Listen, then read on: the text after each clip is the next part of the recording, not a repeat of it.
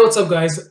I have just finished the newest DLC that was released for Final Fantasy 15 episode Ignis. Overall, I have to say, this episode was the best among the three episodes. I thought that it would have been very difficult to top Prompto because Prompto's episode was very dramatic and very dark as well because we knew his origins, how he came to be. But Ignis, wow, it really blew my mind. I love the beginning of this DLC when we see Noctis' father introducing Ignis to his son Noctis, and you see, Noct when he was a kid, he was very shy. He didn't have a lot of friends, and this is something that we already know throughout the course of the journey of Final Fantasy 15, because we see these four as close as brothers. In this small moment at the beginning of the DLC, you see Noctis being very shy, being introduced to a new friend, and Ignis is like, taking the initiative of laying his hand out, and you see Noctis shaking his hand with both hands.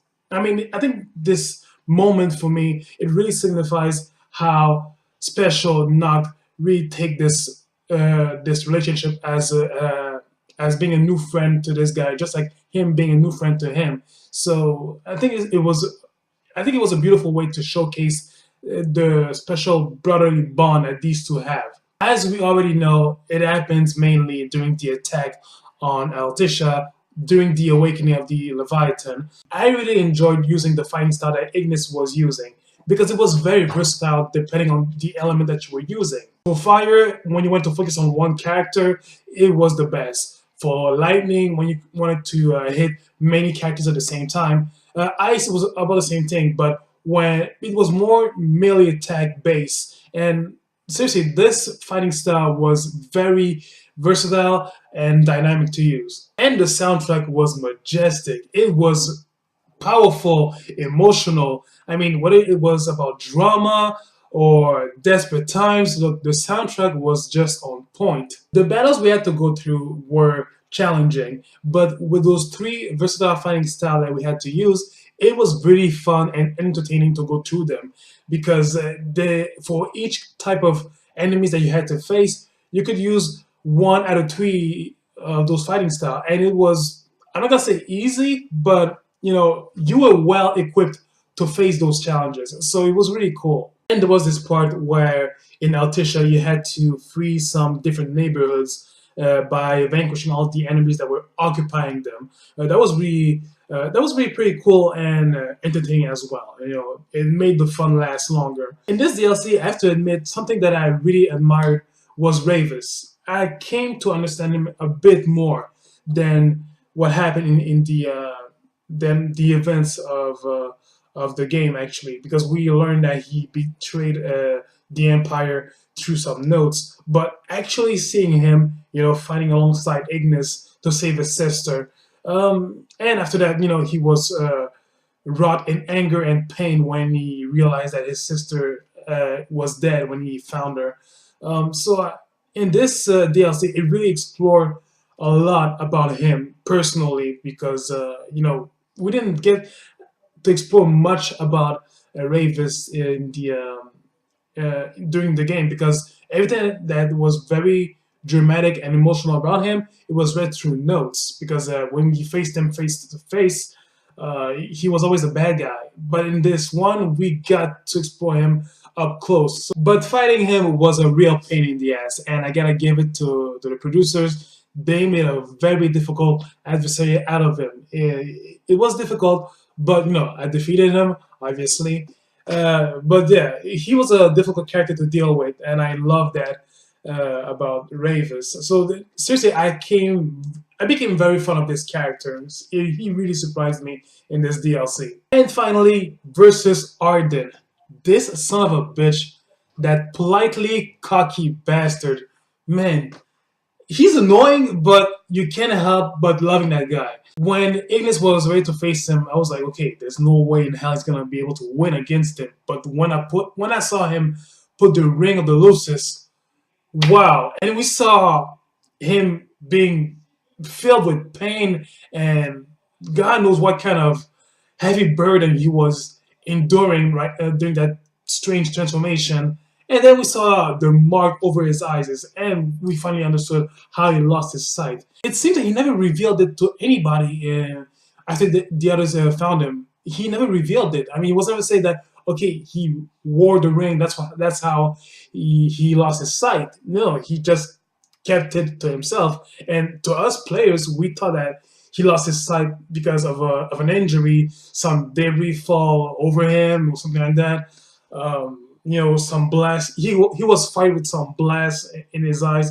I thought it was that, but when we saw him to the extent he was willing to sacrifice himself to save Noctis, the drama behind this sacrifice, it's even more raw and painful to see. So look, Ignis in this DLC he revealed so much layers of his soul, and it was just dramatically beautiful to explore. And after this battle, we get to see Ignis recovering from the loss of his sight, and he goes to meet Noctis and suggests him that maybe they should end their journey there because they've lost so much. But of course, Noctis doesn't want to end it. He doesn't want to end the journey there, because if he does, then everybody that has sacrificed themselves for them, they would have died for nothing. And Ignis rises up and tell him that, no matter what you do, we'll support you. So don't hesitate to ask us to carry the burden with you, because we're with you until the end. And well, we know what happens for the rest of the game. Now here's the thing: when you finish the DLC, there's a new option that is called the extra verse, where you are asked during the part where Ignis is subdued by the Imperial Guards and Arden. You get the second choice when Arden asks you to come with him, and when you select that second choice, this is gonna be the most out of nowhere, extraordinary, non-expected ending that we get to explore. When selecting the second option, we are brought to Noctis Keep, where the crystal is being kept by the Empire of Niflheim, and this is where we get to fight Arden. Considering the amount of energy that he has and his powerful attacks, he was an incredible divine pain to beat. But if I don't know if it's gonna work for you guys, but here's how I beat him. First of all, use the fire style, because I think that among the 3 elemental fighting style, this one, fire, is the most offensive one. And second of all, drain his energy until he's at 50%, roughly, all right? And when he is at half of his energy left, and you get asked, by the ring, by the King of Past, if you want to keep going, you have to sacrifice yourself, and blah, blah, blah. Select the option, sacrifice your life. So before that, always select risk your life. When Arden is at 50% of his energy, select sacrifice your life, because this is where you're going to get an incredible power boost. But anyways, when Ignis is putting the ring in the extra verse and he's ready to fight Arden, the guy, he is more than determined to lay his life down for his king, for Noctis. He doesn't care if he dies from it. He, like, the strength of his determination, wow, it is raw, it is powerful, it is gigantic. You can feel it. And after you win against him, this is where you get an alternate ending for Final Fantasy 15. His friends Noctis, Prompto, and Gladio finds him. He is down for the count. Well, almost. Noctis takes the ring and he asks the crystal to help him protect his friends. And he goes into the crystal. And from the way we see it, the same events follows from the game. He is trapped inside of it for 10 years, and and it seems that in this alternate ending, alternate timeline, I'm gonna say, it seems that Ignis doesn't lose his sight. He seems to be well aware of where he is. So yeah, so Noctis goes inside the crystal, and in this alternate timeline, he is faithful about it. He is confident. It's not like he was trapped and absorbed by the crystal against his will. He was like, I have to do this. And you could see Noctis resolve when before entering the crystal, he was ready to do this. After that, during the 10 years, we see the others, Prompto, Gladio, and obviously Ignis, working with everybody else to be ready against the darkness. Um, and again, when Noctis returns, it's about the same time flow of events, but arriving at the final stage, we see Ravis, who's there, who has aged as well, with a nice beard goatee. It really goes. It looks good on him. I have to admit, it really good. It really looks good on him. So, and in the present timeline, he was dead, but in this one, he was still alive.